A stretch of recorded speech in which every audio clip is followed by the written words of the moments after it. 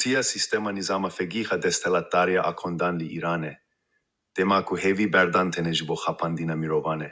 Duroj bere saminei ye berumet bitevgere ke sexte uduru ragi handebuku hevi asweji danustandina bi Amerika ere kut kiriye. Le ev heman rejim bi dizi uli pish derien girti care ke din roja ene li sermasaya gotu bejan runen.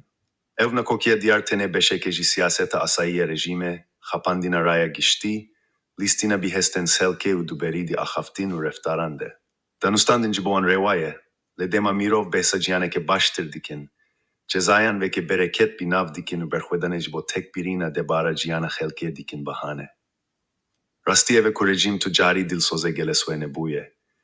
Yaku jibo vi giringe tene parastina destilat dariyeye u sveji keiranen li pehev rizgar dike tevi ku ev bi bihanea hekaret u lihev hatina ve şarti ya bi dijmine duhrebeji. Dive millete kurdu milletin bindeste ve hukumete hişyar bin ev rejim ne dijmine Amerika u neji dijmine İsraileye. Dijmine wan esereke miroven agahtar u azadi swazin ku edi bivan şovenen pekenok nasapin.